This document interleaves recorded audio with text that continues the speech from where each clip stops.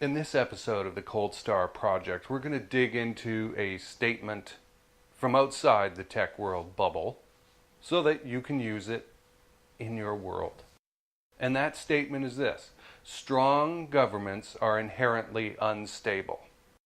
Now, I don't know where I read this, and I can't find the quote, and that's really frustrating to me, but I know that I read it. It may have been from Donald Keegan's On the Origins of War and the Preservation of Peace, a great book about how national conflicts are created by assaults on the national honor rather than some sort of rational thing, or even ethical or ideological problems.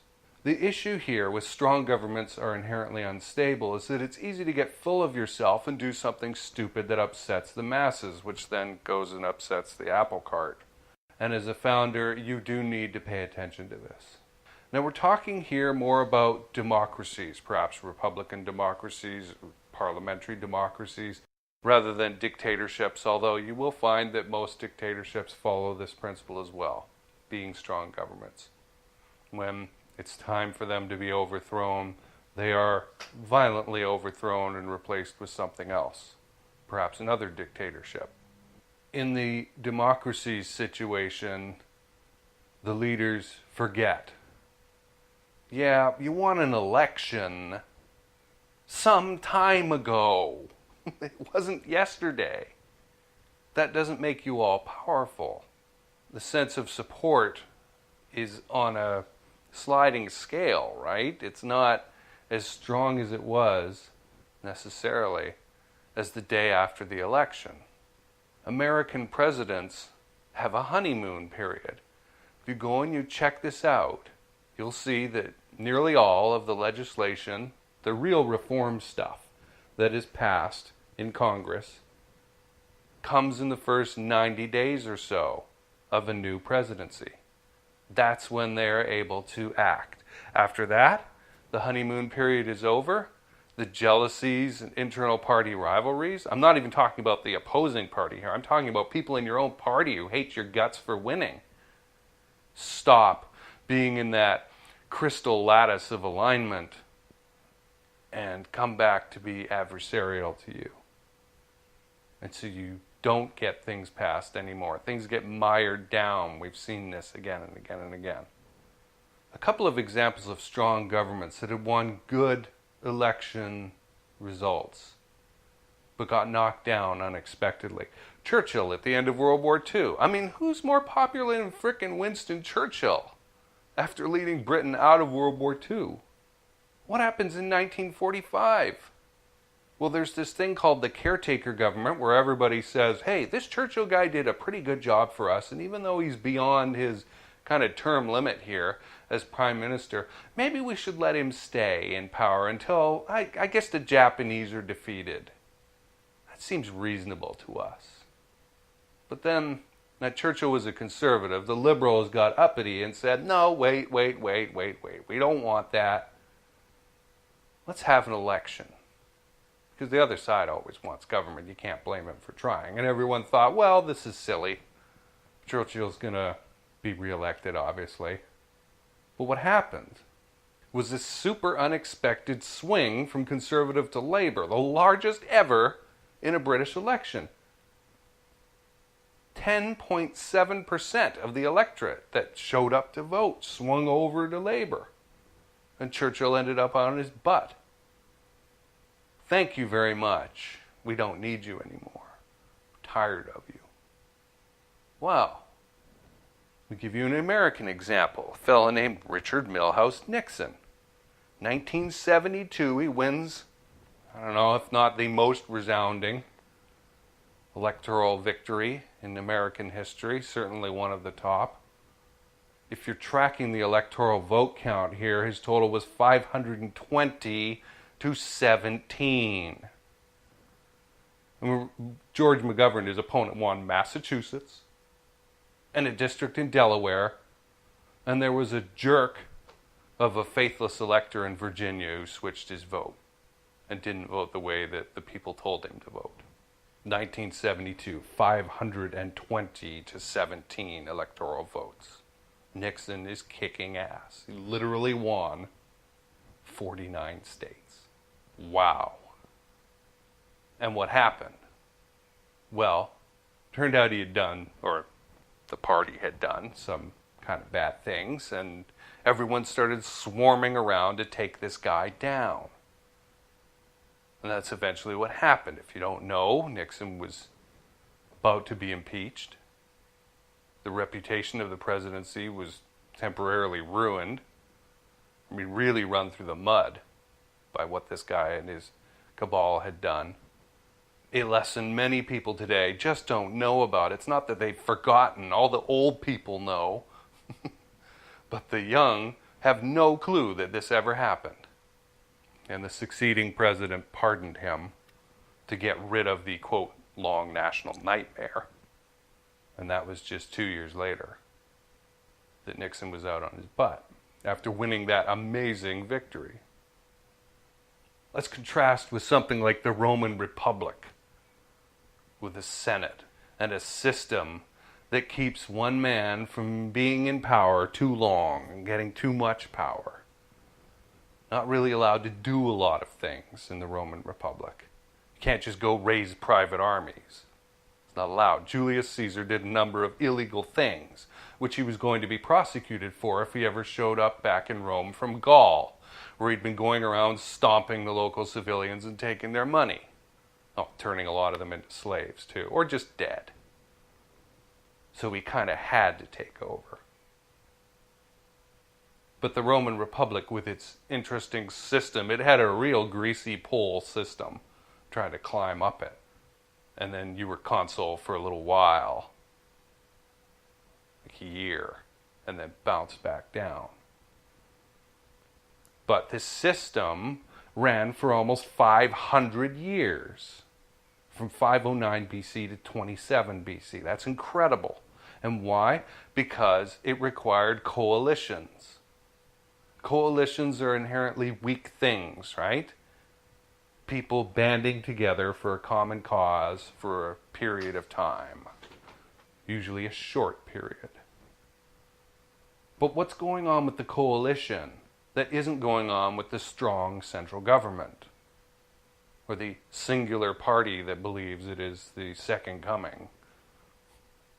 The coalition has a built-in cause to go along. It has a reason to stick together.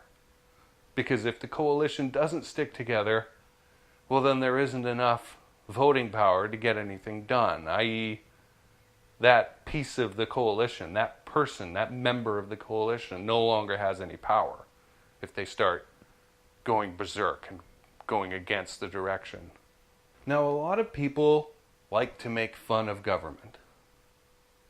I have some experience with government, and I will tell you to your face, you would make a dog's breakfast out of governing. I probably would. Governing is hard. It is, I believe, one of the hardest things, if not the hardest thing, you can do. Just like leading a company. Everybody's always on the case of politicians about electoral promises. Oh, you made this promise during the election, and then once you got elected, you just forgot about it. Yeah, that is common. Do you know why? Because being on the inside is nothing like being on the outside. And the moment you're elected, your national security advisor walks in and says, "Hey, buddy, here are 10 priorities that are all very much more important. Every single one of them is more important than those things that you got elected on. And you didn't know about them because they're national security issues, and we don't share them with outsiders, i.e. those who are not in power at the moment. Oh, and you can't act on all these. You have to pick one." And so the leader picks one. New leader, doesn't really know, is feeling their way along, doesn't know who to trust, doesn't know if they're going to make the right decision. For Clinton, this was gays in the military, and he flubbed it, for example. And it messed him up for years. Couldn't get anything passed in Congress for years because of it. You got to pick one of these new things you didn't know anything about and are all really, really important. So don't be so hard on your elected officials. There's a great book called Adiamante, which is a kind of word for diamond, by a fellow named L.E. Modesset Jr. that I keep coming back to. I've been reading this thing since the early 2000s. Great little book. It's a science fiction book. And one of the reviewers of it said, because Modesset is willing to be clear about first principles, we get a really good story. There's a lot of clarity to the ideas in this book. Modesset posits a future post-nuclear Holocaust building back culture that is very environmentally conscious. And it has a different way of measuring than we're used to. It has a closed system. And in this closed system, there are only so many resource units that the society has available. And instead of taking from the system, you put into the system. So if you want to lead, this is a very interesting concept here.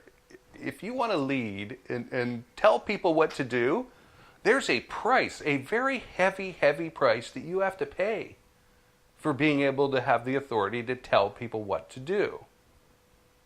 You can pay this off, this debt off, by doing what they call pushing screens, which means running computer-related things, programs, and doing maintenance, or going up into orbit and doing maintenance on satellite weapon systems and all kinds of interesting things. But the odds are, if you're like the president of the country, essentially, you're never going to pay that debt off. You're going to die long before you have the chance to do it. But at least they're measuring it. I like this is because it's an interesting alternative point of view.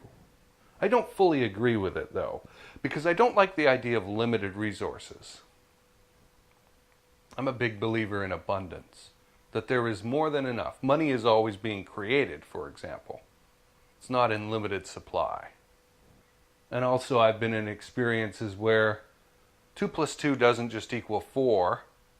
I've seen it equal 7.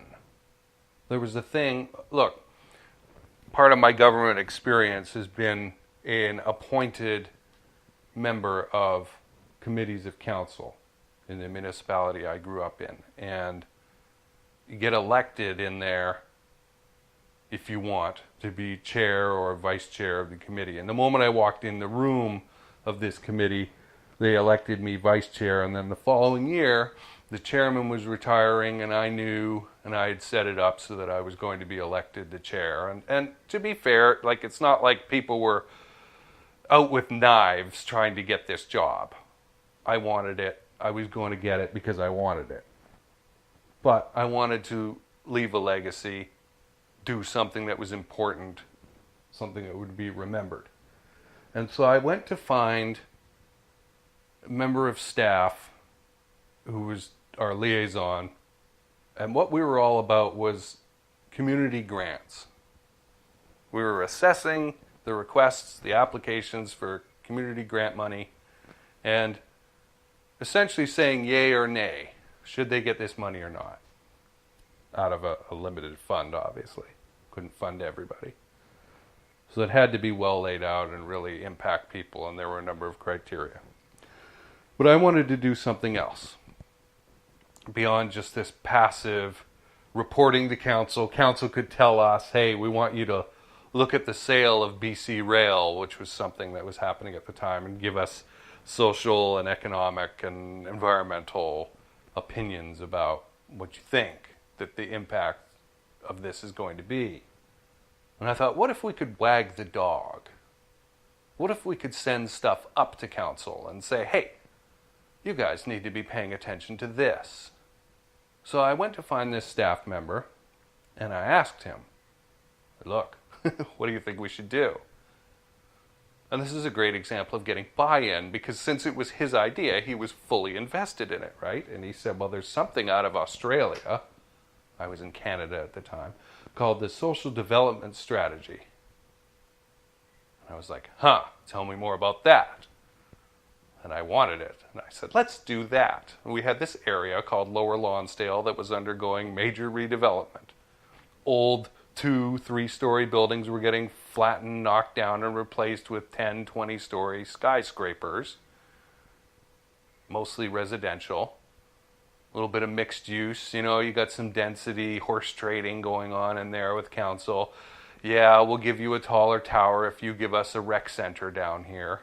How about some green space? You know, we've got 1 trillion more cars coming in because all these families are living down here now, and it's a concrete jungle. How about we get a green space park in here? We could do that. So I hear about this chef's training program where the Salvation Army, working with the food bank, is getting food and using their commercial kitchen inside the Salvation Army to train homeless people on how to get some cook skills so that they can go get a job. And these were people who had missing teeth. Right? You may not think much of it, but it's a major detriment to interviewing. And so by having some real skills, they had a fighting chance here to improve their situation. And they had a chef from the local college. It was a college at the time. It got upgraded to university status, which is kind of cool in the meantime. And so these 3 organizations were working together. The Salvation Army provided the facility, the college provided the teacher, and the food bank provided the raw materials in which to work. The problem is they were capped out at a certain number because the kitchen space, well, was in one part of town and it only had so much room, right? So one of the things I wanted to work on was how do we expand the capacity of this program? It's doing a good thing. Let's do something about that. And so I went around talking to people, and I found out that the nonprofit organizations in the area all seem to have this perspective that the pie was limited. Like I said, they were in this Adiamante limited resources kind of thinking, and I don't fully agree with that. I'm an unlimited power kind of guy, you know. So I was talking to the people who ran this retirement tower, Kiwanis Towers, and I found out that they had a completely unused commercial kitchen in their basement that nobody knew about outside of the Kiwanis people. I said, geez, you need to connect up with the Salvation Army and the food bank and the community college chef trainer. Bingo, increased capacity instantly. This is an example of 2 + 2 = 7. Are you doing things like that with your own organization? Or are you just letting things be or having that limited thinking mindset? I want to tie in what we're talking about here to venture capital, cash flow, investors. As a founder, if you're bringing these things into your organization, people can always go create something else if they don't like your leadership. The venture capitalists and the investors may be able to get rid of you as the founder. They did it to Steve Jobs, let's not forget. Are you better than Steve Jobs? Employees can always quit and go work somewhere else. Key employees with institutional knowledge. You should be concerned about this. People can always go create something else. There was a little thing called the French Revolution in the late 1700s. Very strong absolute monarchy overthrown by peasants holding brooms, fighting with broom handles. Kicked off by what? A financial crisis.